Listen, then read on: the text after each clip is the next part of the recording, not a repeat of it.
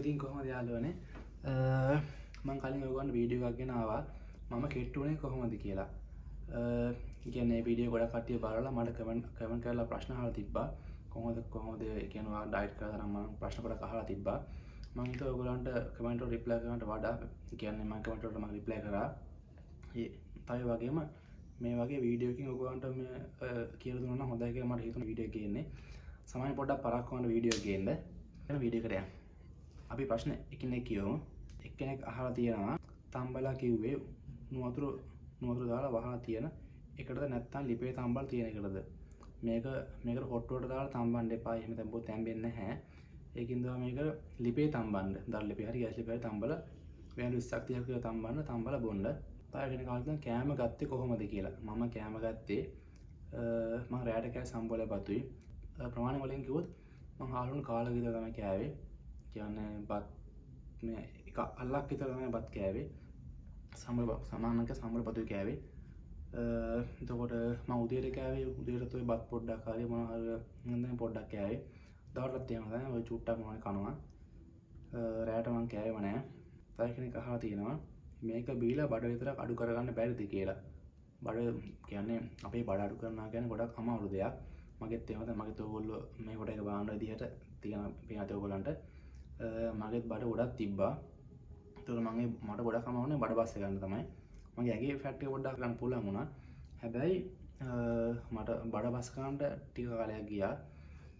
බඩ බස් ගන්න මාස 4ක් විතර ගියා. ඒ කියන්නේ මට බඩ මේකෙම බැස්සේ නැහැ. බැස්සා. බැස්සට අර මට ඕන ගන්නට බැස්සේ නැහැ. ටිකක් ඒ සාමාන්‍ය බැස්ස බඩ. බැස්සට බඩ එක්සර්සයිස් කරා. එහෙනම් තමයි මම ගොඩක් බඩ අලු කරගත්තේ. ඒ කියන්නේ මේක බොන ගමන් බඩට එක්සර්සයිස් කරලා ඊට මාස 3ක් වගේ යද්දි බඩ සම්පූර්ණ ගන්න බැහැලා ලස්සනට උනා. මම ඔයගොල්ලන්ට මම වර්කවුට් වල වීඩියෝ එකක් ගන්න මම ගේන්නම්. මම එක්සර්සයිස් 6ක් 7ක් විතර කරා. දවසට විනාඩි 30ක් මම අනිවාර්යෙන් කරනවා. මම හැමදාම මම ඔය බීම පටන් ගන්න සතියක් විතර ගියාට පස්සේ මට තේරෙනවා මම පොඩ්ඩක් සැහැල්ලුනා කියලා. ඒ පාර මම කෑම පාලනය කරන්න එක්සර්සයිස් කරන්න මම පටන් ගත්තා. මම ඒ එක්සර්සයිස් කරපුවා ඔයගොල්ලන්ට මම තව වීඩියෝ එකකින් ගේන්නම්. එහෙම තමයි උනේ. බලමු. තව කෙනෙක් අහලා තියෙනවා ඩයට් කරේ නැද්ද කියලා. ඔබ මම කලින් කිව්වා වගේ මම ඩයට් කරා. 3 වෙලා බෑ කෑවා. අඩමල් කන්ට්‍රෝල් කරන රෑ කෑම. පුළුවන් නම් සම්බෝල බතු විතරක් කන්න මං වගේ සම්බෝල බතු කෑවම ටක් ගාලා බලස ගන්න පුළුවන්. තව මගේ යාළුවෙක් ඉන්නවා. මගේ යාළුවා දැන් මේ ළඟදී මට හම්බුණා. ළඟ කියන්නේ ගිය අවුරුද්දේ ආපස්සම වගේ මට හම්බුණා යාව. එපාර මෙයාට මම දැකලා පුදුමයි. හරිද? එපාර මෙයාව කොහොමද මේ කියනවා කෙට්ටුනේ කියලා මෙච්චර ඉක්මනින්. මම මේක තමයි කරේ කියලා. බාර එකක් කරලා තිබ්බා. කරලා එයත් දැන් එයත් බොහෝ දුරට කෙට්ටු වෙලා ඉන්නේ. දැන් එයාගේ බඩ බැහැලා දැන් එයාත් පොඩ ලස්සනට ඉන්නවා කෙට්ටු වෙලා. ඒ වගේ තමයි. තව කෙනෙක් අහලා කොයි වෙලාවටද බොන්න ඕනේ කියලා. මේක ඔයාලට බොන්න ඕනේ. හැන්දෑ 3න් පස්සේ නම් බොන්න එපා මේක. සීතල නිසා අර පොඩ්ඩක් අවුල්යයි. හවස බොන්න එපා. පුළුවන් නම් හවස 3ට කලින් බොන්න බලන්න. පුළුවන් නම් උදේ කියන්නේ උදේ 7ත් 12ත් අතර බොන්න බලන්න. ඒ ටයිම් එක තමයි හොඳම මේක බොන්න ඕගොල්ලන්ට. තවත් එකක් අහනවා බඩත් බහිනවාද කියලා. ඌ බඩ බහිනවා. හැබැයි එක්සර්සයිස් කරන්නත් ඕනේ ඒකට.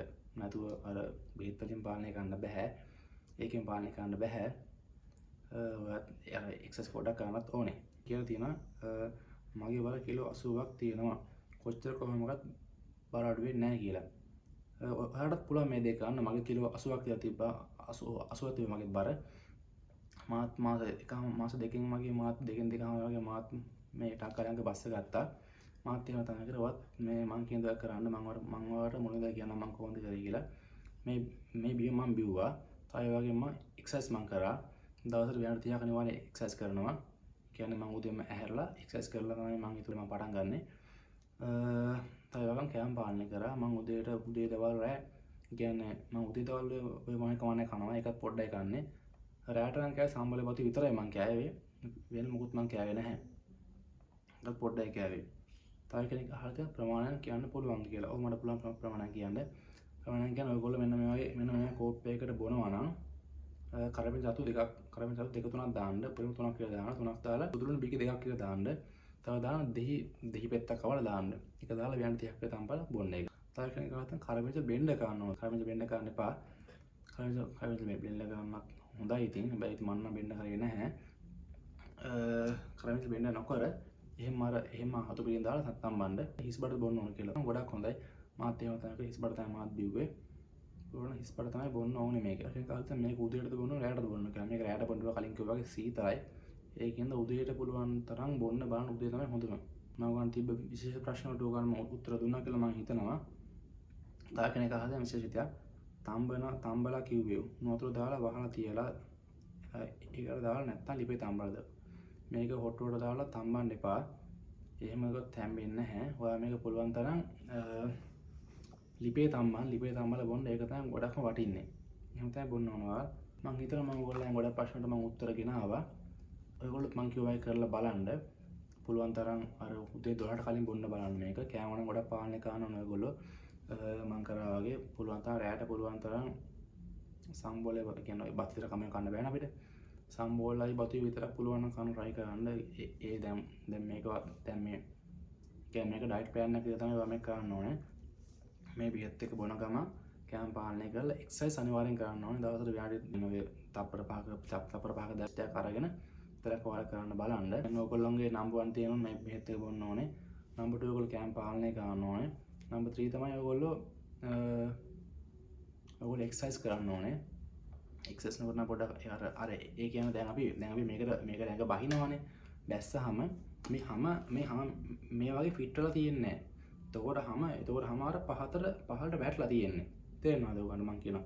මේ හැම දැන් මේ තියනවා ෆිට එකලා තියෙන්නේ හැම ඔක්කොම අර සැහැල්ලුයි. නිකන් අර පොඩ්ඩක් හැදෙලා තියෙන්නේ. එතකොට මේ හැම පොඩ්ඩක් වුණ කරත් නිකන් පැද්දෙනවා. අන්න එක වස්ස ගන්න තමයි අපි එක්සර්සයිස් කරන්න ඕනේ. මේ හැම ලං කරගන්න අර ඒකෙන් හැම ලං එන්න අර රැඟියෙන් තෙල් අඩු වුණාට හැම මෙයා වෙන්නේ නැහැ. ඒකට ඔයගොල්ලෝ අනිවාර්යෙන් එක්සර්සයිස් කරන්න ඕනේ. නැත්තම් ඔය නිකන් තියෙයි.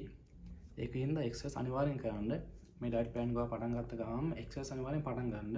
නැත්තම් ඔයාලා කෙට්ටු වෙයි කොහොමද කෙට්ටු වෙනවා. කෙට්ටුනොත් ඔයගොල්ලන්ගේ මේ හැම එල්ලා වැටෙන එක නවතින්නේ නැහැ ඔයගොල්ලන්ගේ. ඒකින්ද පුළුවන් තරම් මේ හැම එල්ලා වැටෙන එකට එක්සර්සයිස් අනිවාර්යෙන් කරන්න. නැත්තම් ලොකු ප්‍රශ්නයක් ඔයගොල්ලන් මුහුණ දෙන්න වෙයි. ඔය ජිම් යන්න ඕනේ නැහැ. ගෙදර කාමරේ ඉඳලා දැන් දෙයක් කරගෙන මාත් එහෙම කතා කරේ. මාත් උදේම හැරලා මොනකට හොදලා අරක ඔය බීලා එක්සර්සයිස් කරා. එක්සර්සයිස් කරලා තමයි මම ඊට ටික මම කරේ. ඔයගොල්ලෝ තේදෙර කරන්න. මම ඔයගොල්ලන්ට මම කරපු එක්සර්සයිස් ටිකේ මම ඔයගොල්ලන්ට වීඩියෝ එකක් ගේන්නම්. මොනවද මම කරපු එක්සර්සයිස් කියලා. එහෙම තමයි. මම ඔයගොල්ලන්ට ඒකත් ඉක්මනින් මම ගේනවා. මට පොඩ්ඩක් මේ ටික පොඩ්ඩක් මට ටයිම්ස් නැහැ ඔයගොල්ලන්ට වීඩියෝ ගේන්න. ඒක ඔබට සමා වෙන්න. මම ඔයගොල්ලන්ට පුළුවන් ඉක්මනින් මේ වීඩියෝ කියනවා. දැන් ඔයගොල්ලන්ට වෙලාව කියනවා නම් මම දැන් මේ වීඩියෝ ෂෝට් කරන්නේ. වෙලාව 10:54 වෙලාව. දැන් තමයි මගේ ඔය ඉවරුනේ අද පොඩ්ඩක් රෑ වුණා. අද වෙසක් දවස.